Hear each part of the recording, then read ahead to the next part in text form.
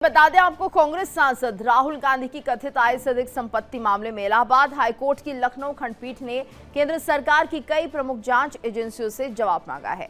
अदालत ने केंद्रीय जांच ब्यूरो यानी सीबीआई, प्रवर्तन निदेशालय और गंभीर धोखाधड़ी जांच कार्यालय एसएफआईओ समेत अन्य संबंधित विभागों को 8 हफ्ते के भीतर अपना पक्ष रखने को कहा है। तो मामले की अगली सुनवाई 20 जुलाई को तय की गई है और यह आदेश न्यायमूर्ति राजेश सिंह चौहान और न्यायमूर्ति जफीर अहमद की खंडपीठ ने बीजेपी कार्यकर्ता एस विघ्नेश शिशिर की याचिका पर सुनवाई करते हुए दिया। याचिका में आरोप लगाया गया है कि राहुल गांधी और उनके परिवार की संपत्तियां उनकी ज्ञात आय से कहीं ज्यादा है, जिसकी निष्पक्ष जांच कराई जानी चाहिए।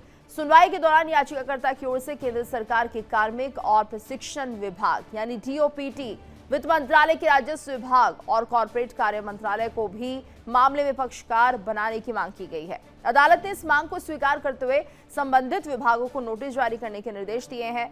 कोर्ट में पेश हुए सीबीआई के अधिवक्ता ने बताया कि याचिकाकर्ता की शिकायत एजेंसी को प्राप्त हो चुकी है और मामले की प्रारंभिक जांच प्रक्रिया जारी है। एजेंसी अगली सुनवाई तक अपनी रिपोर्ट दाखिल करेगी। वहीं ईडी की ओर से भी अदालत को जानकारी दी गई कि शिकायत के आधार पर आरोपी की समीक्षा की जा रही है और प्रगति रिपोर्ट निर्धारित समय पर प्रस्तुत की जाएगी। सुनवाई के दौरान अदालत ने स्पष्ट किया कि अगर किसी एजेंसी को शिकायत प्राप्त हुई है तो कानून के दायरे में रहते हुए आरोपों का सत्यापन करे और आवश्यक कार्रवाई सुनिश्चित करे। एसएफआईओ ने भी जवाब दाखिल करने के लिए अतिरिक्त समय मांगा है, जिसे अदालत ने मंजूर कर लिया।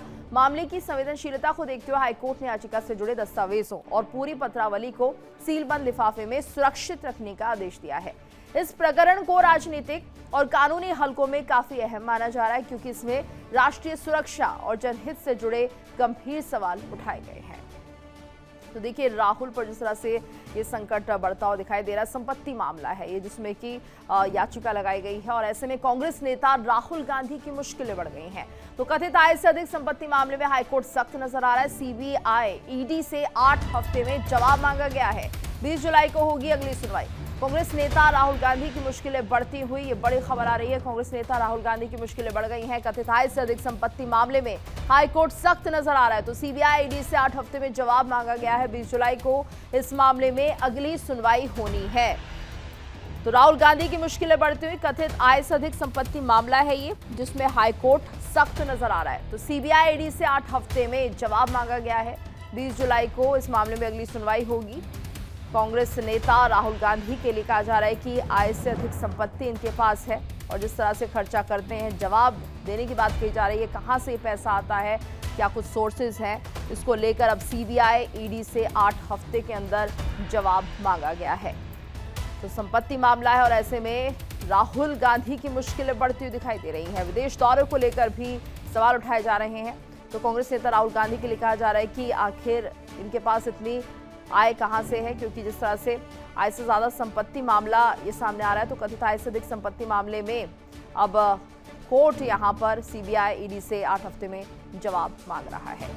तो देखिए, जिस तरह से पूरा मामला सामने आ रहा है कि आय से अधिक संपत्ति मामले में हाईकोर्ट ने निर्देश दे दिए हैं। सीबीआई ईडी एसएफआईओ मामले में कानून के तहत जांच की जाए, हाईकोर्ट ने कहा है। हाईकोर्ट ने 20 जुलाई तक जांच रिपोर्ट के साथ जवाब मांगा है। तो बीजेपी कार्यकर्ता ने याचिका में अधिक संपत्ति का आरोप लगाया है। राहुल और उनके परिवार की संपत्तियां आय से कहीं ज्यादा है। बीजेपी कार्यकर्ता ने याचिका में अधिक संपत्ति का आरोप लगाते हुए जवाब भी मांगा है हाईकोर्ट से, जिसके चलते अब हाईकोर्ट ने निर्देश दिए हैं सीबीआई ईडी को कि इस पूरे मामले की जांच की जाए कि आखिर आय से ज्यादा संपत्तियां कहां से गांधी परिवार के पास है। और ऐसे में कहा जा सकता है राहुल गांधी की मुश्किलें बढ़ती हुई दिखाई दे रही हैं। तो बीजेपी कार्यकर्ता ने याचिका लगाई, आय से अधिक संपत्ति का आरोप लगाया है। राहुल और उनके परिवार की संपत्तियां आय से कहीं ज्यादा बताई जा रही हैं, जिसकी जांच की जानी चाहिए और हाईकोर्ट में याचिका लगाई गई, जिसके बाद हाईकोर्ट की तरफ से कहा जा रहा है कि सीबीआई ईडी और एसएफआईओ इस पूरे मामले में जांच करे और हफ्ते भर के अंदर अपनी रिपोर्ट पेश करे। और इस वक्त हमारे साथ मेहमानों का खास पैनल भी जुड़ चुका है। हमारे साथ आर के मिश्रा जी जुड़ गए हैं, प्रवक्ता हैं बीजेपी के, साथ ही डॉक्टर शिवानंद हुलियालकर जुड़ गए हैं, प्रवक्ता हैं कांग्रेस के, और अब से कुछ देर के बाद वरिष्ठ पत्रकार राधेश्याम दीक्षित जी भी हमारे साथ जुड़ेंगे। आप सभी का बहुत बहुत स्वागत है। आर के मिश्रा जी, सबसे पहले तो आपसे समझना चाहेंगे पूरा मामला ये क्या है, क्योंकि बीजेपी कार्यकर्ता ने ही याचिका लगाई है कि आय से अधिक संपत्ति मामला है। क्राइटेरिया किस बात को बनाया गया यहाँ पर? देखिए जीतू, यहाँ पर जिस तरह से हमने कहा कि कांग्रेस के नेता और यहाँ पर तो मुझे लगता है जो कि आम आदमी पार्टी के नेता हों या राष्ट्रीय जनता दल के नेता हों, हमने हमेशा से ही कहा है, क्योंकि भ्रष्टाचार में डूबी सरकार है, भ्रष्टाचार में डूबे डूबे हुए नेता है।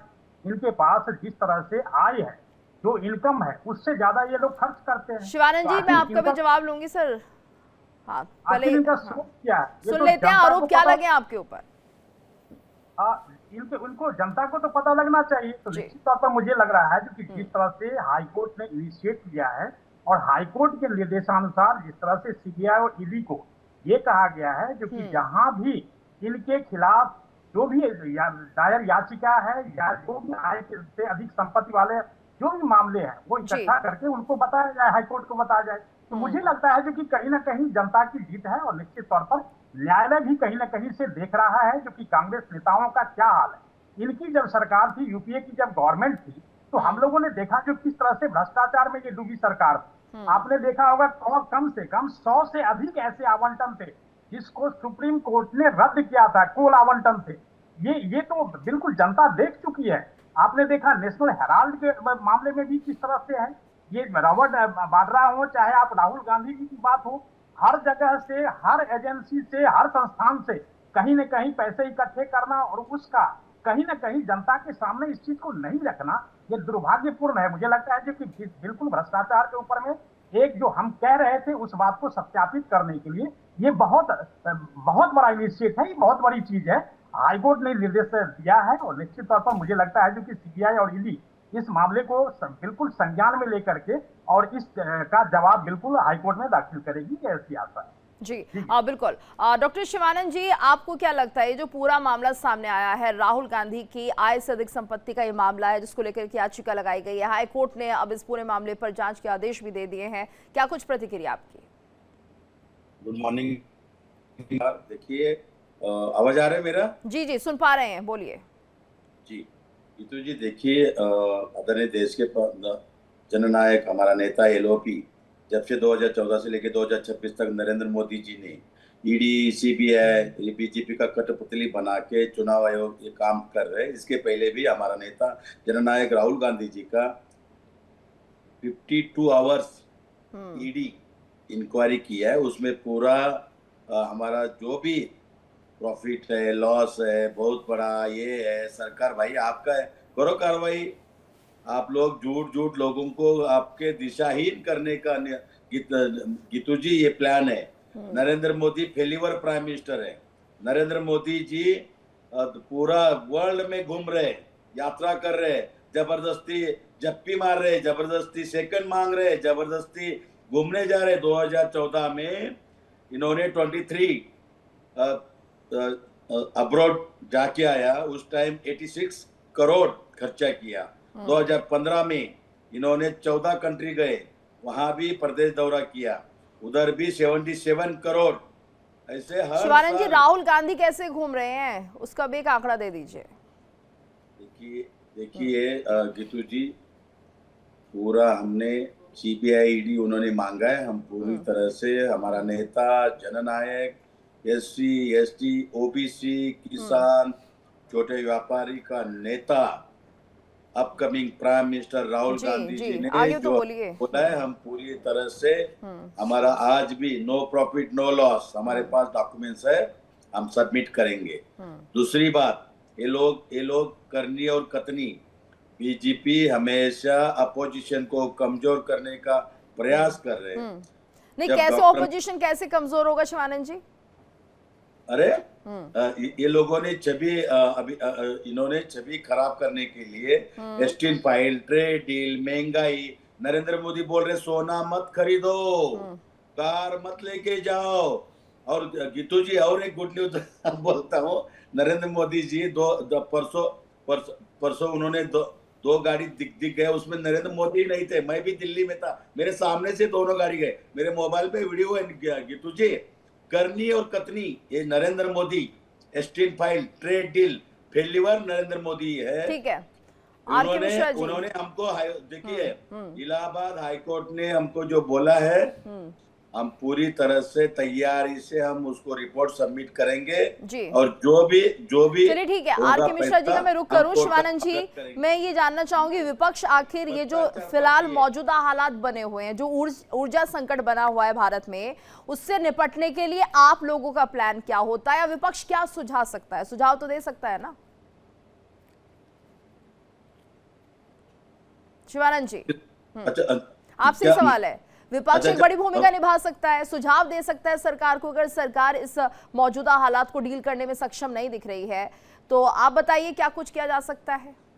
देखिए, आदरणीय राहुल गांधी जी ने जब ईडी ने इंक्वायरी किया, सीबीआई इंक्वायरी किया और ये बीजेपी का जो प्रवक्ता बैठे हैं लोगों को गुमराह कर रहे हैं, आप नींद में उठ के आए दिखता है, थोड़ा पढ़ के आओ। शिवानंद जी, आपसे जो सवाल पूछे जाते हैं उसका जवाब आप देते नहीं है। मैं तो आपसे पूछ रही हूँ, आप कह रहे हैं कि विपक्ष को कमजोर किया जा रहा है, विपक्ष को एक तरह से ब्लैकमेल किया जा रहा है, ईडी की धौंस दिखाकर, ये तमाम बातें आरोप आप लगा रहे हैं। लेकिन आप ये बताइए, ऊर्जा संकट को लेकर भी सरकार का जो घेराव करते हुए दिखाई दे रहे हैं कि ये कैसे करेंगे या फिर कैसे हम साइकिल पर जाएंगे, कैसे ऊर्जा बचाएंगे, जो आइडियाज दिए हैं प्रधानमंत्री मोदी ने वो भी आपको नागवार गुजर रहे हैं।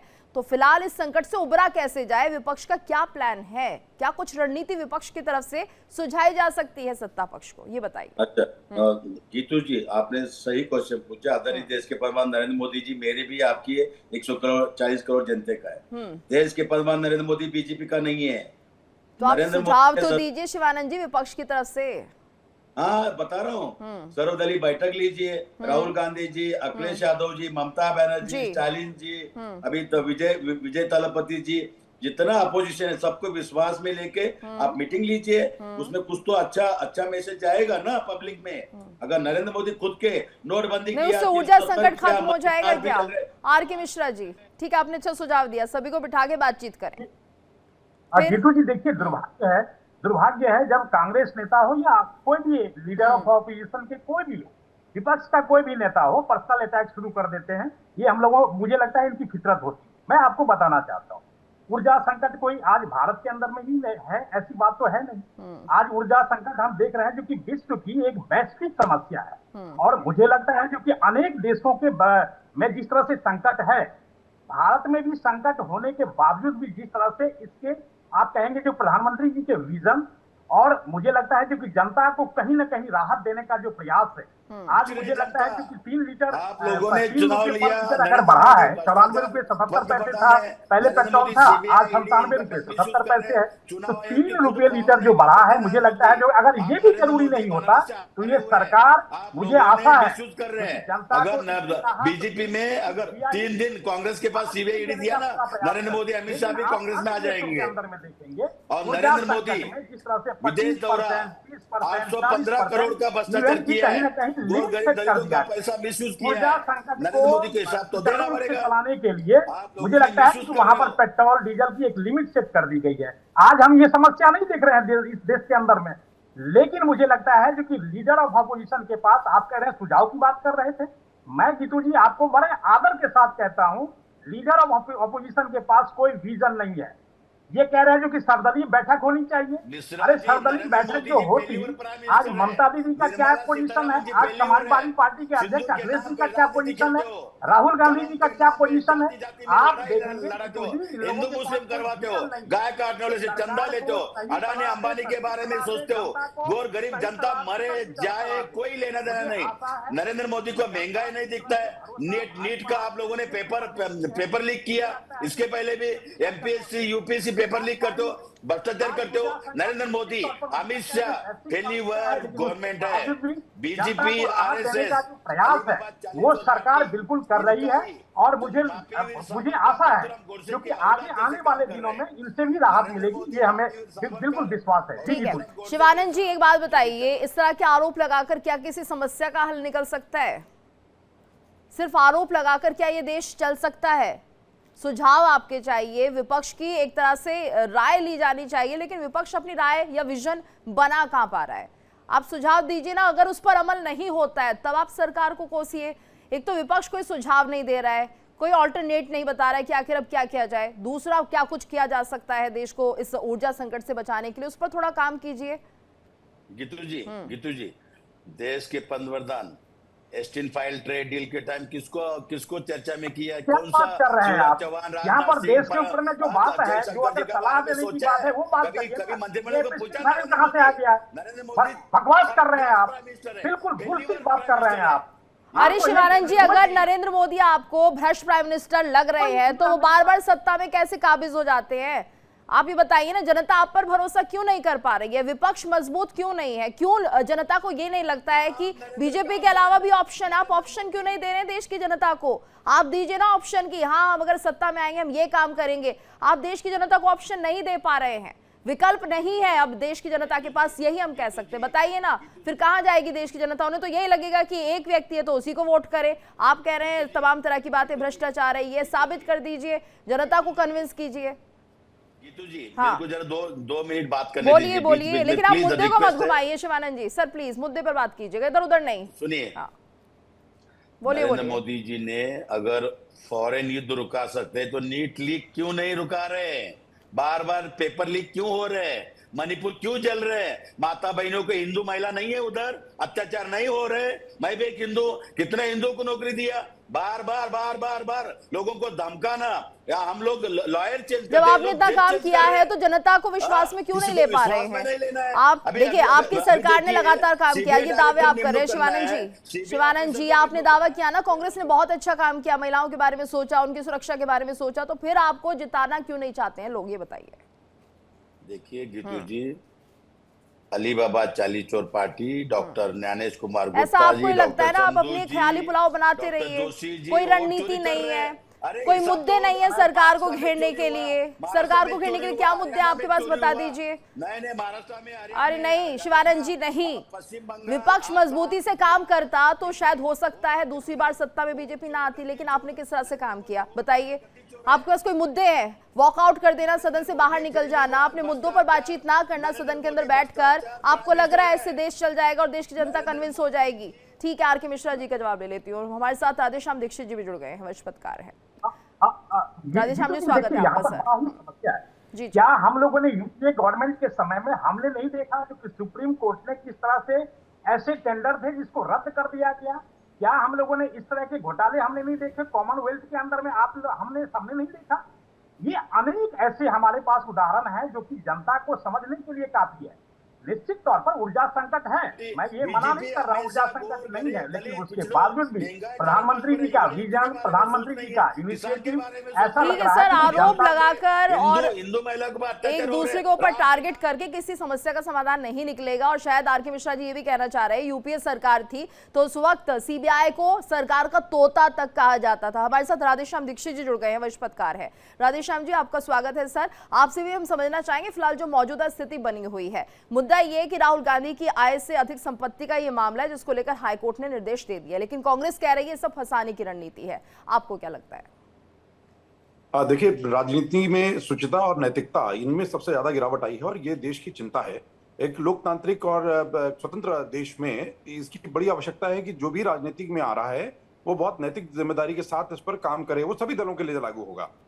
जैसे दोनों ही पक्ष अपने अपनी दावे कर रहे हैं, ये दावे अपनी जगह सही या गलत हो सकते हैं, लेकिन मुख्य जिस पर बात हो रही है कि जब हम आय से अधिक संपत्ति की बात करते हैं तो जो दो ब्यौरा दोनों सामने आए हैं उस ब्यौरे में अंतर तो दिख रहा है। तो निश्चित रूप से नेता प्रतिपक्ष को ये जवाब देने में कोई आपत्ति होनी नहीं चाहिए। और मामला कोर्ट में गया है।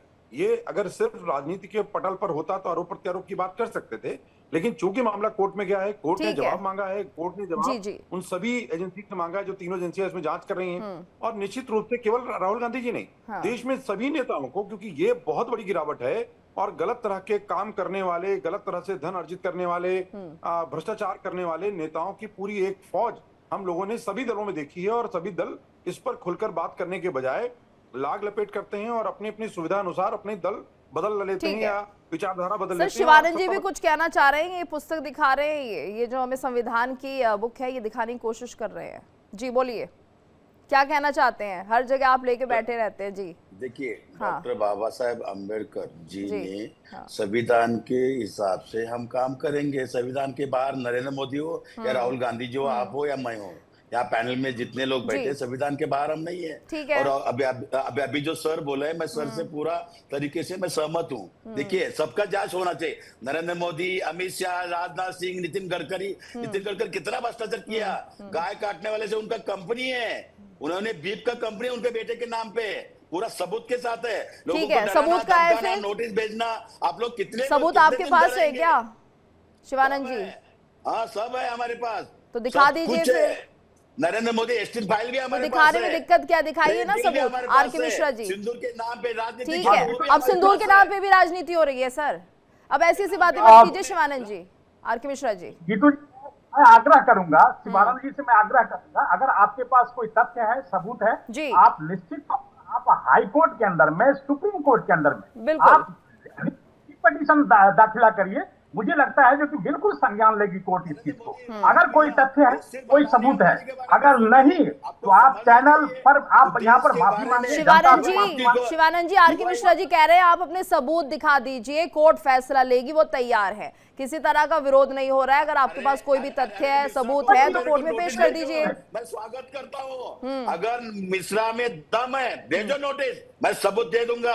मैं भी लॉयर हूँ, मोदी को भी मैं आपको नोटिस भेज के सबूत क्यों दिया जाएगा? आपके पास सबूत है ना। आप कह रहे हैं आपके पास उन बड़े चेहरे नामों के खिलाफ सबूत, आप वो पेश कर दीजिए ना। तुम लोगों में नैतिकता नहीं बची है भाई, नैतिकता खत्म हो चुकी है। अगर तुम्हारे पास सबूत है तो तुम कोर्ट में दाखिला करो। हम तैयार हैं, हम हर एक जांच के लिए तैयार है ना? आनंद है ना? नहीं तो माफी मांगो। मैं स्वागत करता हूँ। माफी मांगो। शिवानंद जी, आपको क्या भेजना है ये तो बताइए, क्या चाहते हैं आप? आप फिर से सवाल को घुमा रहे हैं, जवाब देने से बच रहे हैं। अब आपको कौन सा नोटिस आपको चाहिए? मुद्दा ही नहीं है ये, मुद्दा ही नहीं है आप जिस पर गोल गोल बातें कर रहे हैं। ठीक है राधेश्याम जी, देखिए जो मौजूदा हालात बने हुए हैं, यहाँ पर संविधान की बात होती है। सवाल हम ये भी उठा रहे हैं कि अगर विपक्ष जिस तरह से एलओपी को लेकर यहाँ पर बात कही जा रही थी कि एक तरह से बोलने नहीं दिया जाता, तमाम तरह की बातें विपक्ष कहता है कि हमारे पक्ष नहीं सुना जाता, लेकिन कभी अपनी बातों को मजबूती के साथ रखना, अपने विजन को बहुत मजबूती के साथ रखना ये जरूरी है। अभी जो ऊर्जा संकट बना हुआ है उसको लेकर सवाल उठाए जा रहे हैं विपक्ष की तरफ से, लेकिन रास्ता क्या है, हल क्या है? जी राधेश्याम जी से पूछ लो पहले, फिर आपके पास शुरू करती हूँ। हाँ जी जी जी, तो जो संविधान की बात की गई है, मैं अपेक्षा करता हूँ, देश की जनता ये अपेक्षा करती है कि उस संविधान का अनुपालन केवल राजनीति के प्रमुख नेतृत्वकर्ता बल्कि सभी कार्यकर्ता भी उसका करें और सभी राजनीतिक दल उसका अध्ययन, अध्यापन और उसका चिंतन अपनी सभाओं में करें। लेकिन कभी भी रैलियों में संविधान की चर्चा, ये संविधान के जो मूल आधार हैं, जो तत्व हैं, हमारे नीति निर्देशक तत्व हैं, उन पर चर्चा करते हुए किसी भी राजनीतिक दल में अपने 25 साल के पत्रकारी जीवन में मैंने तो किसी दल के नेता को नहीं देखा। ये जितने लोग बाहर सार्वजनिक चर्चा करते हैं, चाहे किसी दल के हों, लेकिन वो अपने कार्यकर्ताओं के साथ इस पर अमल करें। जो नैतिक जिम्मेदारी है कि जब भी कोई विषय उठाएं, और अगर कोई भी सही नहीं कर रहा है इस देश में, चाहे कोई रसूखदार हो, चाहे वो आम आदमी हो, तो आप सबूतों के साथ जाइए, कोर्ट में जाइए, जांच होगी, अपनी बातें रखिए, यही कहना चाहेंगे। शिवानंद जी, आपका पॉइंट ऑफ व्यू लेती, लेकिन समय इतना ही है सर, माफी चाहूंगी। आप सभी का बहुत बहुत धन्यवाद इस चर्चा में हमारे साथ जुड़ने के लिए। और इसी के साथ इस बुलेटिन में फिलहाल इतना ही। रुकेंगे एक छोटे से ब्रेक के लिए, लेकिन इंडिया डेली अब आपके स्मार्ट टीवी पर भी मौजूद। देखिए इंडिया डेली 24/7 अब आपके स्मार्ट टीवी पर। इंडिया डेली मौजूद है सभी डिजिटल प्लेटफॉर्म पर लाइव और लगातार। इंडिया डेली 24/7 हर दिन राष्ट्र को समर्पित।